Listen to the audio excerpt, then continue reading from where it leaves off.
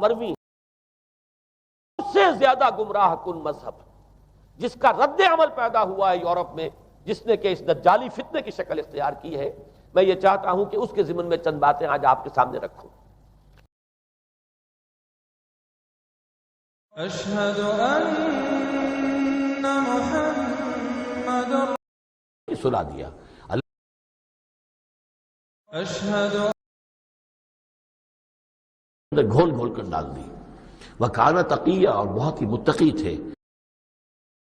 اشہد ان محمد اشہد ان محمد رسول اشہد ان محمد۔ اور آپ کو پتہ ہے کہ وہ جو دب اکبر، بڑی جو ایک شمال کی طرف قطبی ستارے کو دیکھنے کے لیے ایک جو ستاروں کی ایک باقاعدہ ایک شکل بنی ہوتی ہے بیلچے کی فارم کے اندر، اس کے جو آخری والے دو ستارے ہیں ان کی سیدھ میں نیچے کی طرف سب سے روشن ستارہ جو ہے نا وہ نارتھ سٹار ہوتا ہے، جس کے ذریعے آپ ڈائریکشن معلوم کرتے ہیں۔ اگر اس طرف آپ رخ کر لیں تو وہ شمال ہے، شمال آپ نے لوکیٹ کر لیا تو آپ کے بالکل پیچھے جنوب ہے، رائٹ میں مشرق ہے اور لیفٹ میں مغرب ہے۔ اور وہ پوری جو دب اکبر ہے، وہ برج جو ہے وہ اس کے گرد گھومتا ہے۔ صبح کے وقت اس کی اور لوکیشن ہوتی ہے، لیکن قطبی ستارہ اپنی جگہ پہ رہتا ہے۔ تو ہم نے آسمان میں برج بنائے، وَزَيَّنَّاهَا لِلنَّاظِرِينَ، اور دیکھنے والوں کے لیے آسمان کو ہم نے خوبصورت کر دیا ہے، مزین کر دیا ہے۔ میرے بھائیوں، اگر آسمان پر ستارے نہ ہونا تو رات کے وقت کوئی آسمان کی طرف دیکھے بھی نہ۔ یہ کتنی خوبصورتی ہے۔ ویسے تو ہمارے شہری علاقوں کے اندر اب جس طریقے سے اتنی روشنی ہے تو آپ کو ستارے نظر نہیں آتے، بہت رات کے وقت جب یہ باہر کی لائٹس آف ہوئی ہوں تو پھر آپ کو ستارے نظر آتے ہیں، لیکن خوبصورتی آسمان کی ستاروں کی وجہ سے۔ ایک یہ مقصد ہے آسمان کو خوبصورت بنانا۔ دوسرا مقصد کیا ہے؟ وَحَفِظْنَاهَا مِن كُلِّ شَيْطَانٍ الرَّجِيمٍ، اور ہم نے ان ستاروں کو ذریعہ بنایا ہے ہر راندہ درگاہ جو شیطان ہے اس کے مقابلے کے اوپر۔ اور وہ کیسے؟ وہ اگلی آیت کے اندر آ رہا ہے کہ ان ستاروں سے شہاب ثاقب داغے جاتے ہیں شیاطین کے اوپر جب وہ فرشتوں سے خبریں اچک کے لے کے جا رہے ہوتے ہیں۔ اس کانٹیکسٹ میں صحیح بخاری میں ایک تابعی کا قول لے کر آئے ہیں امام بخاری رحمۃ اللہ علیہ، چیپٹر کی ہیڈنگ میں، کہ ستاروں کے 3 مقاصد ہیں اور وہ تینوں قرآن میں ذکر ہوئے ہیں۔ 2 یہاں پر ہو گئے، آسمان کی خوبصورتی نمبر 1، نمبر 2 شیاطین کو بھگانے کے لیے شہاب ثاقب داغنے کا ذریعہ، ستاروں سے ٹوٹ کے وہ الگ ہوتے ہیں، اور تیسرا ذریعہ اللہ تعالیٰ نے بنایا ان ستاروں کو ڈائریکشن معلوم کرنے کا، وہ سورۃ الانعام میں آیا اور اسی کو چیپٹر کی ہیڈنگ میں بھی ڈالا امام بخاری نے، اور تابعی کا قول نقل کیا کہ یہ 3 ہی وجوہات ہیں ستاروں کی۔ اللہ نے ستاروں کو بنایا ہے ڈائریکشن لوکیٹ کرنے کے لیے، جو سورۃ الانعام میں آیا کہ تم خشکیوں میں اور سمندروں میں اس کے ذریعے راستہ تلاش کرتے ہو، نارتھ سٹار کو لوکیٹ کر کے۔ ارتھ میگنیٹک فیلڈ والا معاملہ تو بعد میں آیا نا، پہلے تو لوگوں کو اس میگنیٹک فیلڈ کا نہیں پتا تھا، پھر اس میں بھی چانسز ہوتے ہیں اگر کوئی ایسا پہاڑ سمندر میں نیچے آ گیا ہے جس میں مقناطیسی قوت ہے یا لاوا اگلنے والا ہے تو مقناطیس آپ کو صحیح رزلٹ نہیں دیتا۔ سب سے ایکوریٹ رزلٹ جو ہے نا وہ نارتھ سٹار ہی آپ کو دیتا ہے، کیونکہ وہ جو کمپاس ہے وہ آپ کی ڈسٹرب ہو جاتی ہے، پاس کوئی لوہے کی چیز ہو اس کی وجہ سے غلط ڈائریکشن دے سکتی ہے، نارتھ سٹار آپ کو غلط ڈائریکشن نہیں دیتا۔ تو ایک مقصد یہ جو سورۃ الانعام میں آیا، دوسرا مقصد جو سورہ الملک میں بھی آیا اور سورۃ الحجر میں بھی آیا کہ ہم نے آسمان کو سجا دیا ہے ستاروں کے ذریعے، اور تیسرا جو مردود بارگاہ شیاطین ہیں، جنات ہیں، ان کو بھگانے کا ذریعہ بنا دیا۔ الا من استرق السمع، مگر یہ کہ جو چوری چھپے سن لیتے ہیں فرشتوں سے، فَأَتْبَعَهُ شِهَابٌ مُبِينٌ، تو اس کے پیچھے شہاب ثاقب جو ہے وہ داغ دیے جاتے ہیں ستاروں سے. یہ اب اس کی ایک ڈیوائن ریزن بیان ہو رہی ہے. جو اس کی سائنٹیفک ریزن ہے وہ اپنی جگہ ہے. الٹیمیٹلی جو سائنٹیفک یا فزیکل فینومینا ہوتا ہے اس کے پیچھے ایک ڈیوائن ریزن بھی ہوتی ہے. سائنس اس سے ڈیل نہیں کرتی. سائنس آپ کو یہ بتائے گی کہ ٹیکٹونک پلیٹس کی ڈسٹربنس کی وجہ سے زلزلہ آتا ہے، لیکن سائنس آپ کو یہ نہیں بتائے گی کہ یہ ٹیکٹونک پلیٹس جو ہیں ان کے سائزز یہ کیوں اتنے بڑے بڑے، اتنی سائز کی پلیٹس کیوں رکھی ہوئی ہیں. وہ اللہ تعالیٰ نے ڈیفائن کیا. اور پھر کس پلیٹ نے کس لیول کے اوپر جا کے ڈسٹربنس کرنی ہے کہ زلزلے کا ایمپلیٹیوڈ اتنا ہونا ہے. ہونے کے بعد تو وہ بتائیں گے کہ یہ ہو گیا. یہ کون ڈیسائیڈ کرتا ہے؟ اس کی ریزن بھی وہ بتائیں گے کہ یہ ہوا. لیکن الٹیمیٹلی یہ کیسے ہو گیا، کس نے ڈیفائن کیا کہ اتنے بج کے اتنے منٹ کے اوپر زلزلہ آئے گا؟ وہ کہتے ہیں it is physical phenomena of nature. یہ قانون قدرت ہے اور وہ ہماری فیلڈ بھی نہیں ہے. سائنس تو سٹارٹ ہوتی ہے فزیکل فینومینا ہونے کے بعد، یا فزیکل فینومینا کے لیے جو فزیکل ریزنز ہیں ان کو ڈیل کرتی ہے، ڈیوائن ریزن کو نہیں.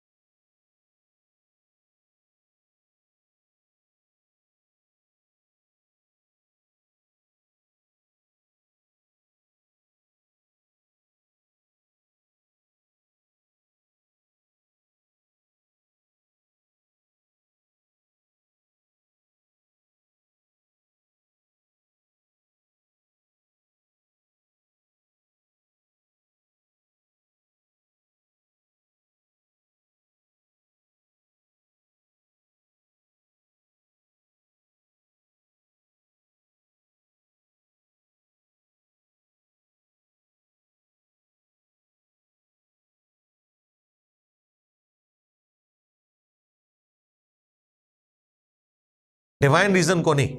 لہٰذا یہ جو آیات کے اندر یا حدیث کے اندر جو اس کا روحانی پہلو بیان ہو رہا ہوتا ہے نا، اس کے ساتھ بالکل اس کو ریلیٹ کرنے کی ضرورت نہیں ہے. اللہ تعالیٰ تو کہتا ہے کہ ہم تخلیق کرتے ہیں ماں کے پیٹ میں بچے کو. آپ کے کہنے جی اس کی تو فزیکل ایک ریزن ہے جس کے بعد یہ سب کچھ ہوتا ہے. بھئی بالکل وہ بھی ریزن ہے، وہ اپنی جگہ موجود ہے، لیکن یہ اللہ تعالیٰ ڈیسائیڈ کرتا ہے کہ ہاں اس کو اولاد ملنی ہے کہ نہیں. میاں بیوی بالکل ٹھیک ہوتے ہیں، اولاد پھر بھی نہیں ہوتی. ہو بھی جائے وہ کمپلیٹ نہیں ہے، اس میں کوئی نہ کوئی فالٹ رہ جاتا ہے، وہ اللہ تعالیٰ خود ڈیسائیڈ کرتا ہے، اس کے ذریعے آزمایا جائے گا. تو ڈیوائن ریزن اپنی جگہ ہے. اکثر کہتے ہیں وہ بخاری میں ہے کہ جی جو یہ گرمی ہے وہ جہنم سانس لیتی ہے اس کی بھاپ کی وجہ سے. تو بھئی یہ فزیکل تو آپ کو وہ چیز نہیں بتائی جا رہی، یہ اللہ تعالیٰ کا ڈیسیژن ہے. اللہ کو پتا ہے اس نے کس چیز کے ساتھ اسے جوڑا ہوا ہے. نبی علیہ السلام نے تو Let me show you how. Everything is possible if you put in the time and work hard. وہ بھی تگڑے ہو جائیں جڑے کہتے بابے شاہ ہی کوئی نہیں. ہر ولی کی دشمنی، اور کبھی غوث پاک کی، کبھی حضرت جنید بغدادی، کبھی باجد بستامی کی. مطلب بندے کو کتا ہونا چاہیے پر انٹرنیشنل کتا تو نہیں نہ ہونا چاہیے. سارے انہوں ہی پہ گئے ہیں. وہ جڑا الو دا پٹھا ہے وہ مرزا جی آپ پتہ نہیں پلمبر جی کیا بلا ہے، وہ میں سمجھتا تھا یہ صرف پیو کوئی نہیں، یہ تو ماں بھی کوئی نہیں، یہ تو کھوتی دا پتر لگتا ہے. میں نو یہ تو کسی جانور کا بچہ ہے یار. جب میں حیران ہو گیا یار، ایسا یتیم العلم یزید الفکر خبیث النسل والاصل والعقل مطمئن کمینہ انٹرنیشنل بغیرت تو جیلم دی کتی ہے جڑا ہر بندے نو پہ گئی ہے. تو لیکن تینوں پتہ کوئی نہیں نا، تو ساڑی ایک سٹ نہیں پچانی پترا. اس واسطے اپنی زبان بند کر، بکواس بند کر. اور پیر غفران صاحب نے بھی کہا تھا سن لو نعرہ غفران دا، مرزا جیل میں حرام دا. انہوں نے کہا ہے اور اس کا جواب نہیں دے. حرامی بندہ کیا دے گا بتاؤ نا مجھے. تو ایسے فتنوں کا یہی جواب ہوتا ہے. میں کہا جا ایک کنجرا गल करन लग्या कंजर दिमाग दे विच कंजर गल ही आउणी है, तैनूं शर्म तो या नहीं पई आउंदी। इस वास्ते इन लोगों की भी इतनी मुरम्मत होनी चाहिए, इतनी इतनी इतनी मुरम्मत इनकी भी होनी चाहिए। पै जांदा है बाबियां नूं जनाब, जय जय, मैं कहा तैनूं लग पता जाएगा। मैं कहता हूं अगर ये बेगैरत और कमीना और हरामी ना हो तो ये वैसे ही मर जाए, अगर हलाली हो तो। लानतिया तुझे नहीं पता, वैसे भी तू इंजीनियर है, रक्शे खोल के कस, तेरा तोकी नहीं बनता है शोबे। मौलवी असी 10 साल असी पढ़े है, तमाशे बनाए हुए हैं, जो जानदियां बांदरियां लुंबड़ियां उठ के बज बगियां। ओए पै गया जे तुहाडे प्योवां पीरां नूं सर, निकलो बाहर। असी फिर भी नौकरी अदा करदे पे, असी फिर भी नौकरी अदा करदे पे। ओए मिर्जे दे खिलाफ तुहाडे प्यो ने करनियां ने, निकलो बाहर। स्टेज पर बैठने वाले हाथ खड़ा करके बताएं, मुझे बताएं ये काम ठीक है कि नहीं। तमाशा करते हो, फिर कहते हैं मसलक का काम नहीं होता, मसलक वालों को तुम खुद रगड़ते हो। और जरा तुहाडे पियोवां नूं पै गया, हुण तुसीं चुप बैठे हो, और निकलो बाहर। बापा जानी जो है इलियास कादरी साहब, इस वक्त सबसे बड़े इनके गौसे वक्त है ना, उन्होंने शेख अब्दुल कादिर जिलानी अल मुतवफ़ा 561 हिजरी से मुतल्लिक एक किताबचा लिखा है, जिन्नात का बादशाह। वो चीनी जिन वाला, वो चीनी जिन, जिसमें वो वाकया भी है।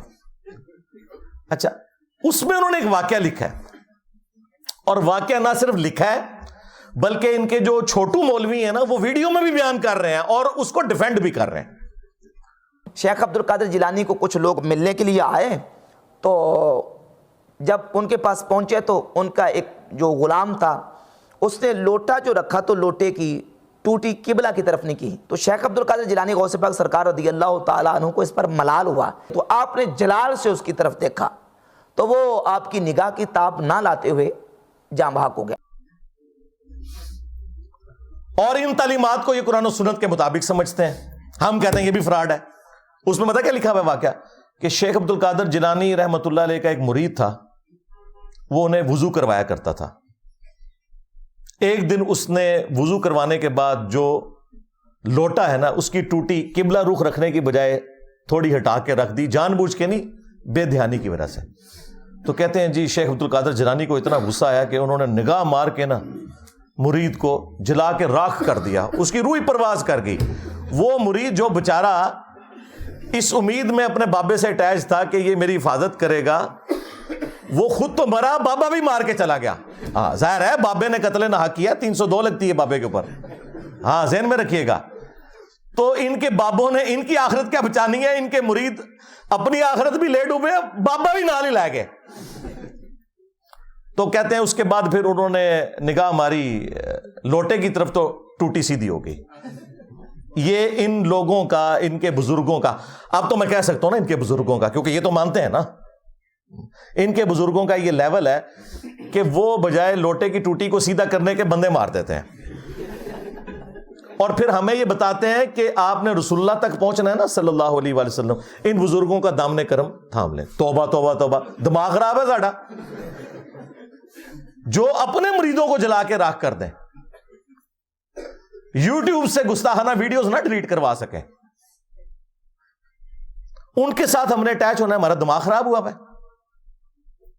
अब देखें इससे कितने मदनी फूल निकलते हैं। हाँ, मेरा दिमाग किधर जाता है। सबसे पहला मदनी फूल तो यह है कि इनके बाबे जो है ना कत्ले न हक करते थे, 302 उन पे लगती थी, और कुरान में है जिसने किसी मुमिन को न हक कत्ल कर दिया वो हमेशा की जहन्नम में। इनके बाबे बकौल इनके, मैं नहीं कहता, बकौल इनके, हम तो उसने जान रखेंगे कि अब्दुल कादिर जिलानी को तो बेचारों को पता ही नहीं होगा उनके साथ क्या कुछ हो रहा है, लेकिन चूंकि ये करवा रहे हैं तो जाहिर है कि फिर उसका एंड रिजल्ट यही निकलेगा कि वो अपने मुरीदों को कत्ले नहक वाला ना सिर्फ मामला करते थे, बल्कि मुरीदों की वजह से अपनी भी आखिरत बर्बाद कर ली। जाहिर है खुद भी जहन्नम में चले गए कत्ले नहक करके, तो कुरान का फतवा है। आज तो आड़े बाबे 302 कटावा होते। अच्छा, उसके बाद ये रिजल्ट निकला कि ये जो इनका दावा है ना कि ये रसूलुल्लाह सल्लल्लाहु अलैहि वसल्लम के दीन के पासबां हैं, अमीन हैं, उनकी लेगेसी आगे लेके चल रहे हैं, ये भी बिल्कुल फ्रॉड है। क्या रसूलुल्लाह सल्लल्लाहु अलैहि वसल्लम का एटीट्यूड ये होता था अपने साथियों के साथ? बुखारी और मुस्लिम दोनों उठा के देखें। अनस इब्न मालिक कहते हैं 10 साल तक मैंने रसूलुल्लाह को वुजू करवाया सल्लल्लाहु अलैहि वसल्लम। वो कहते हैं मैं छोटी उम्र का बच्चा था, 10 साल की उम्र में میری والدہ ام سلیم مجھے رسول اللہ کی خدمت کے لیے چھوڑ کے چلی گئیں اور 10 سال میں نبی الاسلام کے ساتھ رہا. کہتے ہیں ان 10 سالوں میں کبھی ایسا نہیں ہوا کہ نبی الاسلام نے مجھے ڈانٹا ہو, مجھے کبھی یہ کہا ہو کہ تم نے یہ کام کیوں کیا, یہ کام کیوں نہیں کیا. وہ کہتے ہیں کئی بار نبی الاسلام مجھے کسی کام سے روانہ کرتے تو میں بچوں میں کھیلنا شروع کر دیتا. یار 10 سال کا بچہ کھیلے گا ہی نا. نبی الاسلام نے کبھی نہیں مجھے ڈانٹا. کبھی آپ صلی اللہ علیہ وآلہ وسلم گھر سے باہر نکلتے اور مجھے بچوں میں کھیلتے ہوئے دیکھتے تو پیار سے بلاتے, انیس, نام تھا انس, پیار سے بلاتے انیس, بیٹا میں نے تم نے فلاں کام کے لیے کہا تھا. وہ کہتے اچھا یا رسول اللہ میں جاتا ہوں. بس نہ ڈانٹا کبھی, نہ مارا پیٹا. اور تمہارے بزرگ جو کہتے ہیں ہم رسول اللہ کے ماننے والے ہیں, ہم آپ کو رسول اللہ تک پہنچائیں گے, پہلے آپ تک پہنچ جاؤ. یہ میں آپ کو کمپیریزن بتا رہا ہوں. لہذا یہ جو تم لوگ کلیم کر رہے ہو نا کہ ہمارے بزرگوں کی کتابیں بدل گئی ہیں, تو جو باتیں تم کتابوں سے بیان بھی کر رہے ہو نا بغیر بدلی ہوئی, ہمارے نزدیک وہ بھی قرآن و سنت کے خلاف ہیں. سمجھ رہے ہیں نا میں کیا کہنا چاہ رہا ہوں؟ ہاں, اگر نہیں سمجھ آ رہی تو میں ایک اور مثال پیش کر دیتا ہوں. ان کے وہ اس وقت میٹھے میٹھے ایک مبلغ جو طارق جمیل صاحب کے مقابلے پہ انہوں نے لانچ کیے ہیں, ثاقب رضا مصطفی صاحب. ہائے ہائے ہائے ہائے, ان پہ آرام سے رکھ دیا جب اس کو دھکا دیا جلاد نے. حضرت شاہ نقشبند بخاری علیہ رحمہ نقشبندیوں کے امام ہیں. آپ کابل میں تشریف لائے تو بادشاہ کے گھر میں کام کرنے والی ایک خاتون آپ سے روحانی نسبت قائم کر لیتی ہے. جو اس کی ہم منصب تھیں انہوں نے اس سے حسد کیا اور بادشاہ کے گھر کا زیور چوری کر کے اس پر الزام دھر دیا اور گواہیاں بھی دے دی. بادشاہ کو بڑا غصہ آیا. اس نے کوئی بات سنے بغیر کہا کہ اس کو لے جاؤ اور محل کی چھت سے اوپر گرا دو. خیر اس کو چھت پہ لے گئے. جب پھینکنے لگے تو اس کے دل میں خیال آیا, وہ کسی نے بتایا تھا کہ اوکھے ویلے بزرگ کام آتے ہیں, تو اس سے بڑھ کر اوکھا ویلا ہو کیا سکتا ہے. تو اس نے بخارے کی طرف منہ کر کے کہا, شیعہ للہ چو گدائے مستمند المدد خواہم ز شاہ نقش بند. اور اتنے میں جلاد نے پیچھے سے دھکا دے دیا. جب وہ نیچے گئی تو حضرت شاہ نقشبند بخاری نے پکڑ کے آرام سے زمین پہ رکھ دیا. تو حیرت زدہ ہوگی, حضرت آپ کب آئے تھے؟ کہا تو از چبارہ آمدی من از بخارا آمدم. تو چبارے سے چل پڑی تھی, میں بخارے سے چل پڑا. اور بعد میں مریدنی پوچھتی ہے کہ حضرت آپ کہاں سے ہیں؟ تو انہوں نے کہا کہ تو مینارے سے چل پڑی اور میں بخارے سے چل پڑا, اور نہر والے پل تے آ کے ملے دوئے. یہ تبدیل تو نہیں ہوا ظاہر ہے. ثاقب رضا مصطفی صاحب جب بیان کر رہے ہیں تو یہ واقعہ تبدیل تو نہیں ہوا نا. اس کے ساتھ تو ہم یہ کر سکتے ہیں نا سب کچھ. اور دوسری طرف بخاری مسلم میں حدیث ہے کہ اما عائشہ سلام اللہ علیہا کہتی ہیں کہ اللہ کے محبوب صلی اللہ علیہ وآلہ وسلم نے کبھی بھی کسی عورت کو بیعت کے لیے ہاتھ نہیں لگایا. اللہ کے حضور توسل کے طور پر پیش کرتے ہوئے دعا کی, ہندوستان کے سارے کافر مسلمان ہو جائیں تو اللہ نے توفیق ایمان دے دینی تھی. یہ تو نے کیا دعا مانگی ہے؟ یہ تعلیمات بتاتے ہیں اور پھر سبحان اللہ پڑھتے ہیں. اور یہ واقعہ تذکرۃ الاولیاء کے اندر بھی لکھا ہوا ہے شیخ فرید الدین عطار نے. اب یہ واقعات بیان کرتے ہیں تو ہم اس کے مقابلے میں انہیں بتائیں گے کہ بھائی اگر ان کرتوں سے کوئی فرق پڑتا تو اس کائنات میں سب سے عظیم کرتا تو رسول اللہ کا ہے صلی اللہ علیہ وآلہ وسلم. صحیح مسلم میں حدیث ہے, اسما بنت ابی بکر نے نبی الاسلام کا کسروانی طیالسی ایک کالا جبہ وہ نکالا اور انہوں نے بتایا کہ یہ وہ جبہ ہے جو نبی الاسلام پہنا کرتے تھے, اور اس کے دھون کو ہم مریضوں کے لیے شفا کے طور پر استعمال کرتے ہیں. نبی الاسلام کا کرتا مبارک جو صحیح تبرک بھی ہے, جس سے صحابہ کرام نے تبرک بھی حاصل کیا, وہ کرتا جب نبی الاسلام خود پہنتے تھے, اس کرتے کو دیکھ کے تو مشرکین عرب نے اسلام قبول نہیں کیا، اور اس کے بعد رومنز اور پرشینز کے خلاف جب صحابہ کرام نے جنگیں لڑی ہیں تو وہ کرتا تو نہیں لے کے گئے جس طرح یہ ابو الحسن خرقانی، اس کی جڑیں بھی سونے کی ہو گئی، سارا، ہاں سارا ہی سونے کا ہو گیا. اب وہ جو ہے نا وہ مٹی اٹھانے کے لیے نیچے ہوا، تو نیچے دیکھا تو زمین سونے کی زمین سونے کی. حضرت یہ کیا ہوا؟ دائیں دیکھا تو سونا، بائیں دیکھا تو سونا، آگے دیکھا تو سونا، پیچھے دیکھا تو سونا. اب بابا جی نے کام کیا تھا، کیوں نہیں مٹی دیا ٹیما پھڑان ڈیا، اور کرتا حضور کہاں سے پکڑاؤں، مٹی ہے ہی نہیں، جہاں تک نظر جاتی سونا ہی سونا ہے. بابا جی ایک سوال ہے بابا جی، اگر آپ ہوا میں سونا نکال سکتے ہیں بابا جی تو دیش کی غریبی کیوں نہیں مٹا دیتے بابا؟ جواب بابا جی، جب آپ خود سونا نکال سکتے ہو تو ہم لوگوں سے چندہ کیوں لیتے ہو بابا جی؟ جواب ہریوم ہریوم ہریوم. یہ رانگ نمبر ہے، یہ رانگ نمبر ہے. تو یہ وہ تعلیمات ہیں جو ان کے بزرگوں کی کتابوں میں لکھی ہیں، یہ ڈیفینڈ کر رہے ہیں بزرگوں کے بارے میں. خدا کے لیے سورہ بنی اسرائیل کے اندر جو کافروں نے رسول اللہ صلی اللہ علیہ وآلہ وسلم سے 9 معجزات مانگے تھے نا، ان میں سے ایک معجزہ یہ بھی تھا کہ اس کا کوئی سونے کا گھر بن جائے تب اسے پیغمبر مانیں گے. تو اللہ تعالیٰ نے پتہ اس کے جواب میں کیا کہا کہ تم فرماؤ میں تو بشر ہوں، رسول ہوں، اللہ کا پیغام پہنچانے والا ہوں، یہ اللہ کے اختیار میں ہے. رسول اللہ صلی اللہ علیہ وآلہ وسلم کے لیے تو اوپر دیکھیں تو سونا، نیچے دیکھیں تو سونا تو نہیں ہوا. جہاں پہ نبوت بھی سٹیک پہ لگی ہوئی تھی اس حوالے سے کہ کافر وہ ڈیمانڈ سونے کی، اس کے بارے میں کوئی کہہ لے گا کھانی سے تبوک، ان کا یا رسول اللہ صلی اللہ علیہ وسلم تو ہم بھی آپ کے ساتھ اپنے والی کے ساتھ وہ کوئی سونا تھے، وہ اوپر دیکھیں تو سونا، نیچے دیکھیں تو سونا نہیں تھے. تو تمہارے بزرگوں کے لیے ہم کیسے مان لیں؟ صحیح والد صاحب کو کہتے ہیں پھر سب سے پہلے کون سی بندرگاہ آئے گی؟ کہتے ہیں میرے والد صاحب نے کہا مخا. پھر کون سی آئے گی؟ حدیدہ.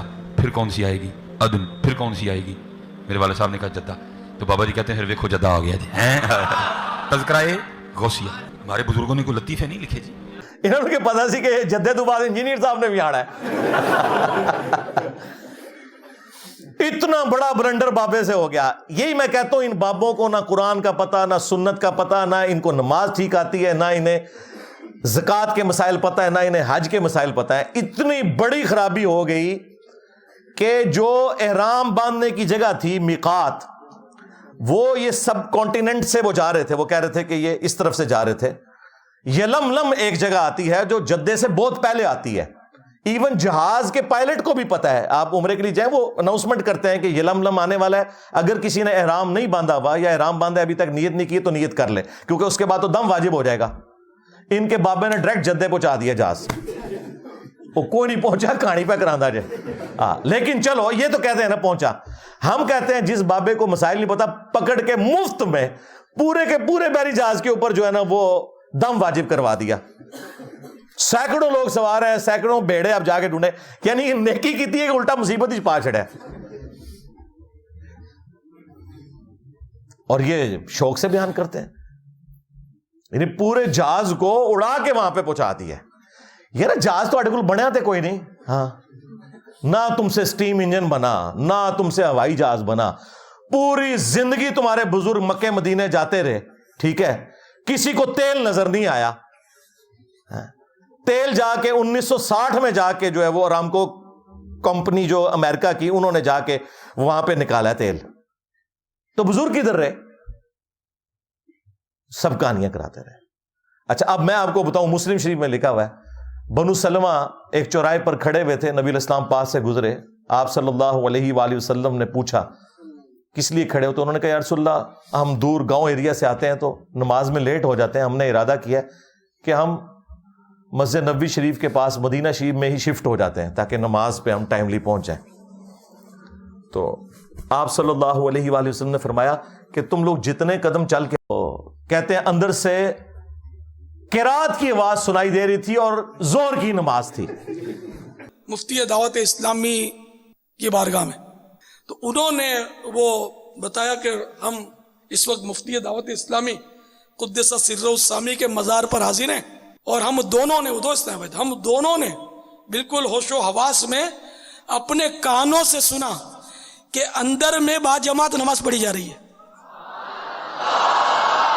اندر میں نماز پڑھی جا رہی ہے، باقاعدہ قراءت سنائی گئی ہم کو، ظہر کا وقت تھا، باقاعدہ وہ قراءت سنائی دی گئی، ظہر کا وقت تھا، باقاعدہ وہ قراءت سنائی دی گئی، ظہر کا وقت تھا، باقاعدہ وہ قراءت سنائی دی گئی، اور سلام پھیرنے کے بعد اللہم انت السلاموں کی دعا بھی ہم نے سنی۔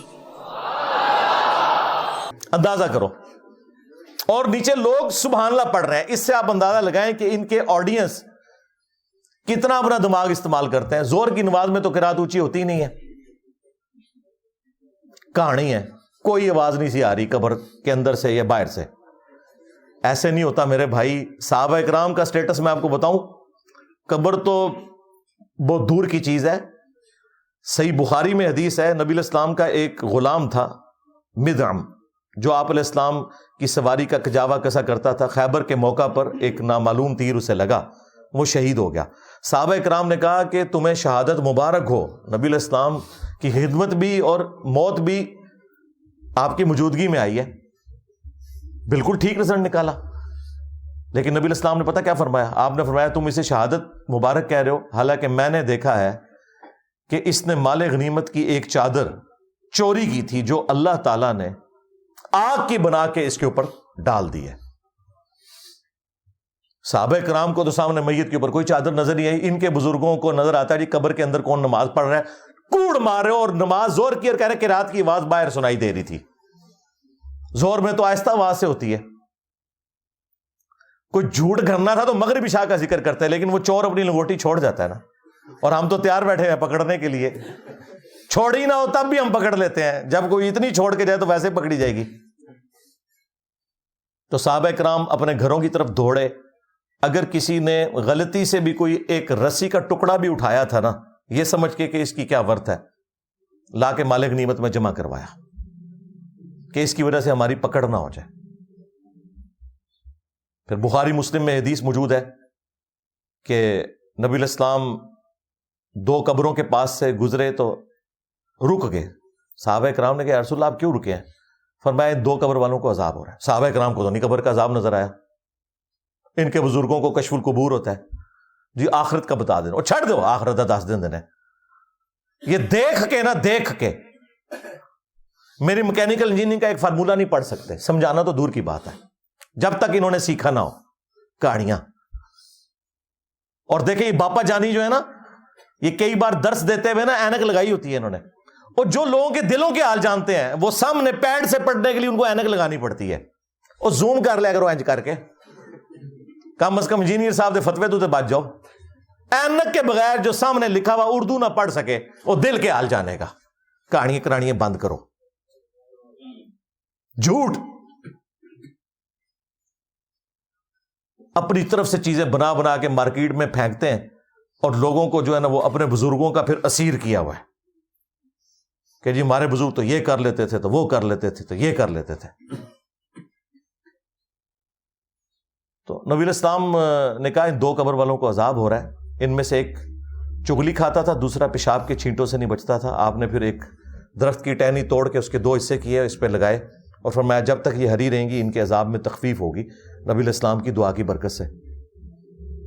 پھر مسلم شریف میں حدیث ہے، نبی علیہ السلام نے فرمایا کہ میں نے ارادہ کیا کہ میں اللہ سے دعا کروں کہ تمہیں عذاب قبر سنوا دے، دیکھ تو کوئی سکتا ہی نہیں، لیکن پھر میں اپنے اس ارادے سے پیچھے ہٹ گیا، مجھے خدشہ ہوا کہ تم اگر عذاب قبر سن لو تو اپنے مردوں کو دفنانا ہی چھوڑ دو گے، اتنا خوف کھا جاؤ گے۔ صحابہ اکرام کو تو عذاب قبر دیکھنا تو دور کی بات، نبی علیہ السلام کہتے ہیں تمہیں تو سنوایا بھی نہیں جائے گا، اور یہ لوگ اپنے بزرگوں کے بارے میں کلیم کرتے ہیں۔ سب کہانیاں بنائی ہوئی ہیں، جھوٹ ہے، جھوٹ بولو اور بولو، بولتے جاؤ، اسی لپیٹتے جاؤں گے تھوڑی اینڈ جیڈی نے گچھی انہوں آگ لا دیں گے قرآن و سنت کے دلائل سامنے رکھ کے۔ اور پریکٹیکلی ایک ہوا ہے انڈیا میں، ایک مولوی ان کا قادری تقریر کر رہا تھا، بڑا اچھل کود رہا تھا، اس کی شلوار اتر گئی، وہ آپ نے ویڈیو دیکھی ہوئی ہے نا؟ یہاں کے فارغین تبلیغ اس طرح کریں گے، سارے علم کو ہم دیوبند کی مکتب میں شامل ہو